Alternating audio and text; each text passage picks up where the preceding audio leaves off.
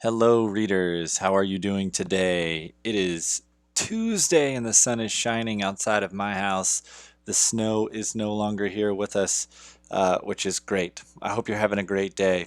Um, I got to tell you, first off, I've been getting some emails from some of you. I've been looking at the progress that you're making in your independent reading books, and it's just fantastic. This has been pretty hard to not have the schedule of going to school every day and seeing you all. But hearing from you and seeing how you're doing with your independent reading is making me feel really good.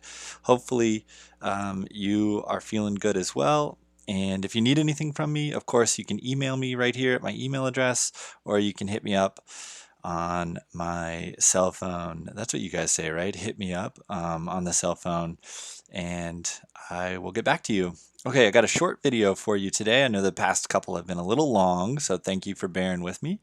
But today I asked you all to read or to listen to half of the story called The Treasure of Lemon Brown, um, which is just I thought a very cool story about a kid who meets an older person. And tomorrow we'll continue the story and we'll talk more about the impact that that older adult has on that younger kid. But today, our objective is to think about how evidence in the text can support an inference that we make about how our character is feeling. So, this is an important objective because as we're thinking about character and we're trying to get to know them, it's also important for us to understand how they're feeling. You do the same thing with your friends. You pick up on clues about how your friends are feeling day to day. You can tell when your friend is feeling sad or when they're feeling really happy, and you kind of pick up on those feelings, and maybe they even make you feel similarly when that's happening to your friend. And we care about it because it's happening to our friend. So the same thing does happen to our characters in this story. It's not just about character traits, it's also about character feelings. So today I'm going to teach you that readers pay attention to how their characters act, speak, and think. Then they ask themselves, what does this tell me about how the character feels? And then what feeling does this capture? So trying to really get an understanding of how a character is feeling at a certain point in the book.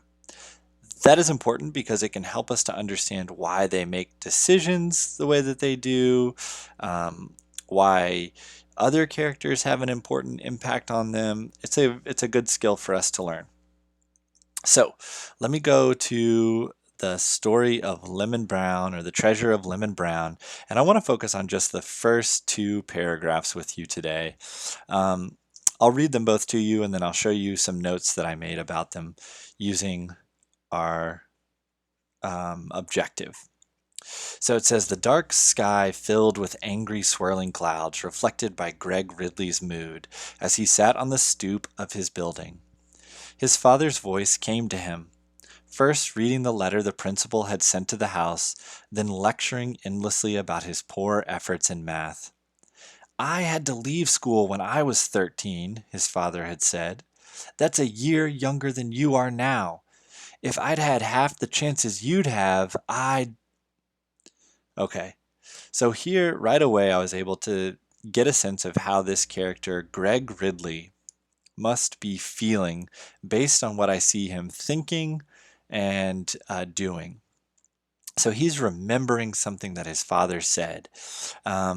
His father's voice comes to him again after reading the letter that his principal sent to his house about his bad grade in math.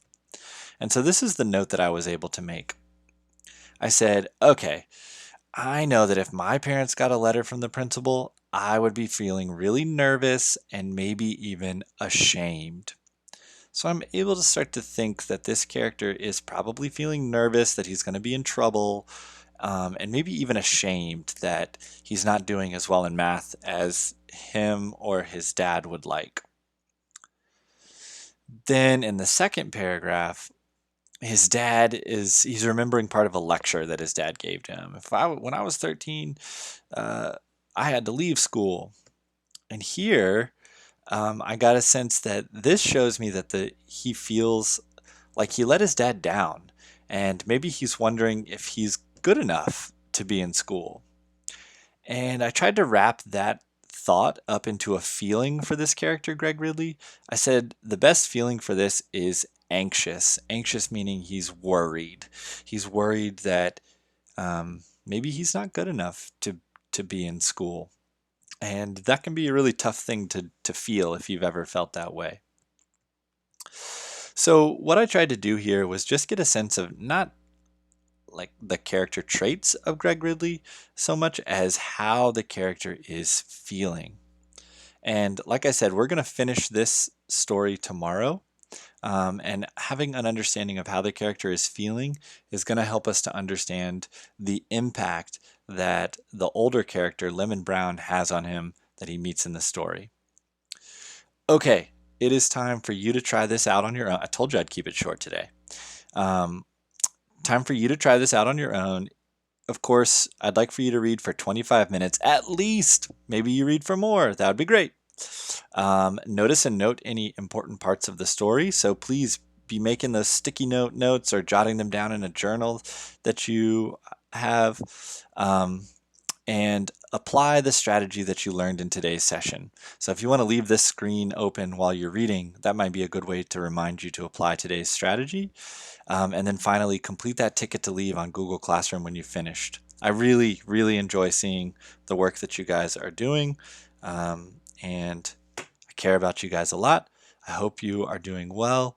Again, let me know if there's anything I can do for you, and I will see you tomorrow. Adios.